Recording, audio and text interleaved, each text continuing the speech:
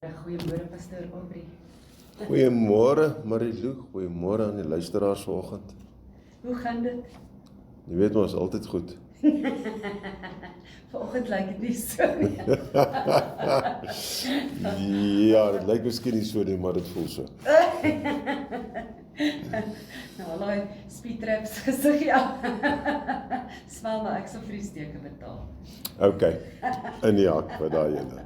Ek trek so jou been. Nou ja, ons is vanoggend weer terug. Ons sit daai elke tweede Dinsdag in ons bespreking. Ek en Pastoor Aubrey saam interessante onderwerpe, so onthou met nie mis te loop nie. Kom ons gesels, Pastoor, ons is in jou hande. Dankie. Ja, ek wil net begin om weer vir luisteraars te sê, ja, ons het 2 weke terug het ons gevra hulle 'n bietjie bydrae gee vir 'n naam. En ons het daarom 'n naam of 3 gekry, maar ons het besluit om vir julle nog so 'n week te gee om vir ons nog name te gee voor ons op die finale naam besluit het. Wat het ons toe al? Ons het al ek het nog nie eens die lysie by my gebring vanoggend nie. Ons nog nie finale het nie. Okay. Maar ons gepraat, ons maak 'n verandering met saam met die JOM en daai tipe goede en dit.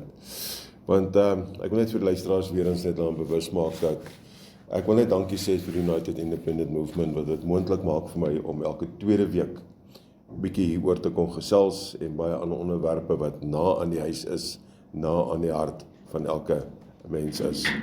Ons het nou al bietjie gesels oor bietjie mishandeling, masgebruik, sleutelmerke van boeliegedrag en laasweek spesifiek oor die tipes en dies meer.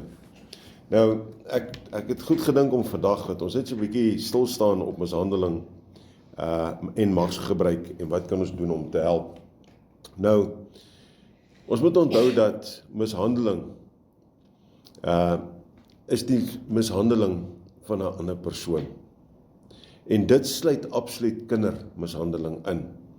Genademishandeling, fisiese mishandeling, emosionele mishandelinge, geestelike sowel as seksuele mishandeling in. So, jy weet dit is en hoekom praat ek vanoggend daaroor? Want daar's 'n verskil tussen die tipe, soos ons gesien het die vorige keer, van die verskillende tipe van boeliegedrag wat daar is. Want daar's 'n verskil ook tussen om gemishandel te word en wanneer iemand magsgebruik gebruik teen 'n persoon. En daar is so baie, ontsettende baie mens, en ek is seker daar's vanoggend luisteraars wat luister, wat sê, maar jy weet, eintlik word ek fisies mishandel, of word ek emosioneel of geestelik mishandel. Daar's miskien 'n jong dogter of so of 'n jong seun wat vanoggend op 'n bus ry skool toe, as hulle gelukkig het om 'n bus vanoggend te hê, in Gauteng, om te sê, maar eintlik word ek seksueel mishandel. En ek wil vir julle sê, daar is iets wat jy daaromtrent kan doen. Jy hoef nie vir altyd stil te bly nie. Nou, mishandeling kom ook in die wetlike terme ook voor. Met ander woorde, wetlike gesag wat ook mishandeling op die normale burger van hierdie land toepas. En hier praat ek nou spesifiek van, wil ek 2 uitsonder. En dit is soos regeringsamptenare, en sit nou verkeer polisie is, of iemand in die munisipaliteit is, of wat ook al is. En dan natuurlik die een wat altyd so bietjie weggesteek word, meeste van die tyd, en dit is godsdienstige leiers, wat mishandeling misbruik en toepas. Want mense dink mos hulle kan niks doen nie, en ons weet deur die jare, nou al het 'n sekere dominasie, wêreldwye bekende dominasie, hoe die geraamtes uit hulle kaste begin uitval het, en hoe dit gekom het, hoe dit al die jare probeer wegsteek het. En dan is daar magmisbruik. Nou ons weet nou wat mishandeling is, so wat is magsmisbruik? Nou magsmisbruik is die misbruik van gesag deur iemand wat in 'n magsposisie is om ander te beheer, hulle te probeer te manipuleer of skade aan te doen vir persoonlike gewin of om dominasie uit te oefen, met ander woorde om hulle te domineer. En ek het gister 'n oproep gehad van 'n persoon, 'n voertuig het in 'n verkeerde, hoe sal ek sê, teen die verkeer aangekom. En dit is nie 'n taxi nie, dit is 'n normale voertuig. En iemand het die persoon gestop en gesê, luister, wat jy doen is verkeerd. En die persoon spring toe uit die voertuig uit. En ja, is iemand in mag. Iemand in 'n uniform. En 'n ander persoon klim toe uit en die persoon identifiseer homself van waar hy is en wie hy is en sê maar wat jy doen is verkeerd. Dit is nie eties nie. Jy is in 'n uniform en dies meer. En jy weet die arrogansie is so daarso. Maar dat die persoon haak af vir die persoon en sê luister, ek is so en so. Bel maar my bevelvoerder wie so en so is. Maar jou dae is getel. 3 keer voorgetuies word die persoon so gedreig. So dit is 'n voorbeeld van magsgebruik. En ja, jy weet, en die ding is, mense bly stil daarvoor want hulle is bang. Die tyd is wat ons moet op bang wees, ons moet opstaan vir onsself. En daar is instansies, daar is organisasies en daar is maniere om hierdie goed julle mee te help vir dit. Nou ja, magsmisbruik kom ook op verskillende vorme voor.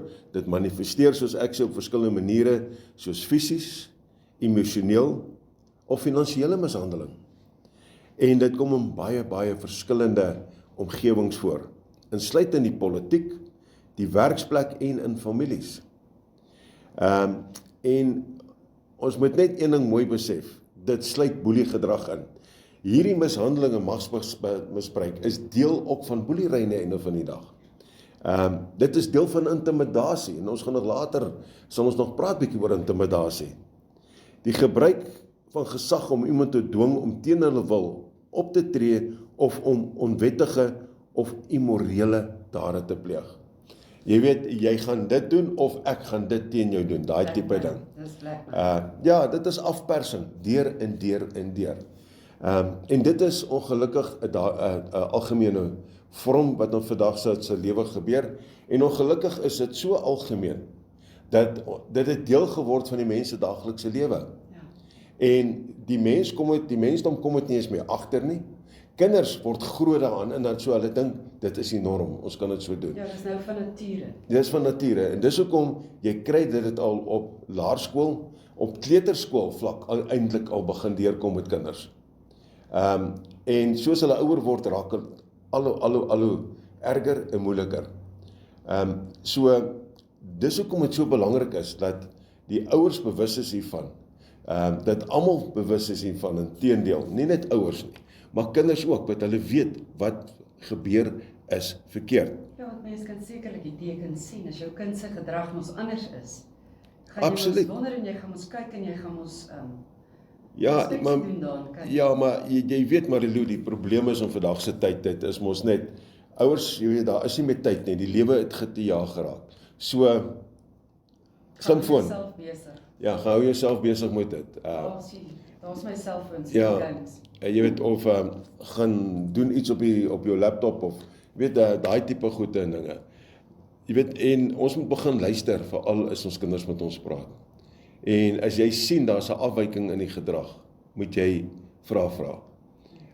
Ja, jy gaan teenkanting kry, dit is verseker, veral hoe ouer die kind is, hoe minder wil hulle met jou praat daaroor. Hulle gaan gewoonlik vir jou sê, ag, los my uit, dit is niks nie, daai tipe goed. En as dit jou kind se houding skielik is, moet jy weet, definitief, daar is massiewe rooi vlak wat opgaan. Daar is groot probleme alreeds. En dit is, jy weet, of dit nou met ander kinders is by die skool, of dit met 'n onderwyser is, en met iemand anders, miskien in die familie, mense weet nooit nie. En ons moet nie net aanvaar dat alles is altyd donkie-dorie nie. Jy weet, so, wat kan ons doen? Of wat moet ons doen? Inteendeel.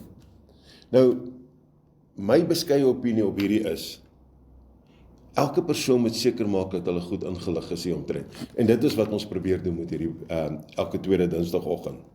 En weet, lees bietjie daaroor, kyk bietjie, maak jouself bewus van die verskillende tipes wat ons veral laasweek oor gepraat het, die fisies, die verbaal, sosiaal, die cyberboelie en al die tipe goed en mishandeling. Jy weet, fisieke molesterings, dis ook baie maklik op te ontdek. Merke op 'n kind, merke op 'n groot mens, en veral op die vroulike geslag. Jy weet, as iemand nou skielik aanhoudend net lang moue begin dra en goede wat hier so lyk of hulle verwrig, jy weet, en tot die tone toe is, en iemand wat nooit 'n burka gedra het nie, nou skielik een begin dra, dan moet jy vra, hoekom, waarom? Dan natuurlik verwaarlosing, uitbuiting, emosionele mishandeling, die lys gaan aan en aan. En al hierdie goed veroorsaak trauma aan die einde van die dag. Massiewe trauma in die lewe. En alles moet aandag kry. Ons kan nie dit net so los nie, Marilee. En dit is belangrik dat luisteraars besef dat daar is hulp daar buite. En ek wil vanoggend 'n beroep doen en 'n hand uitreik en te sê ook, as daar skole is wat voel dat hulle wil hê, ek moet miskien kon gesels by die skole oor boeliegedrag nie meer. Ek weet SAPS doen programme om te gaan praat met kinders oor die mishandelings en boeliegedrag en daai goed. Maar as hulle wil hê dat iemand anders ook bietjie net met hulle kon gesels, of dit nou laerskole is, hoërskole is, maak nie saak nie. Kontak my. En ons sal by julle uitkom. Kom ons reël en ons kom gesels by die kinders. Ons verduidelik dit vir hulle. En as daar ouers is wat of gemeenskappe sê, maar luister, ons wil meer weet hierso, reël iets en ons kom gesels met julle. Want dit is waaroor dit vir ons gaan. As om die Engelse woorde sê is to empower them. Ja. En as ons die mense nie empower nie, hoe kan hulle dan 'n verandering maak in hulle lewe? Nou ja, Marilee, volgende week gaan ons 'n bietjie gesels en ons gaan begin kyk na die verskillende tipes mishandeling en hoe dit gedefinieer word. Sodat elke luisteraar kan presies besef wat beteken elke verskillende tipe. En ja, dit is oor, ek het sê volgende week, sien ek wil vinnig terug wees, maar dit is oor 2 weke en dit gaan dan wees die 17de, dan gaan ons bietjie verder gesels. Ja, dis hier onderwerpe die nê, en ek dink ons gaan nog op 'n punt kom wat ons elke onderwerp vat en dan uitbrei na hom. Absoluut, ja. En dan gaan ons ook die luisteraars kans gee om te kan vra. Ja, maar alreeds, Ja. hulle moenie skaam wees, hulle moenie terugsit nie. Stuur die WhatsApps in vir Marilou. Sy sal vir my aanstuur, ons sal notas maak en ons sal dit begin bespreek. As ons 'n program moet maak net om vrae te beantwoord, dan doen ons dit. Ja. Maar stuur dit in, as daar iets is wat julle pla, dat ons julle kan help. My nommer is 076-479-7517, as julle moontlik my wil kontak kom, of anders die ander nommer is 074-689-6263. Dit is my vrou se nommer, dit is Jill se nommer, en sy is ook geregistreerde spesialist beraader. So, ja, sy wil my nie in die hande kry nie, haar in die hande, en praat maar gerus met haar ook. Ja. Okay, dankie. Ek sien ons het, so dankie vir jou, Aubrey. Ek sien ons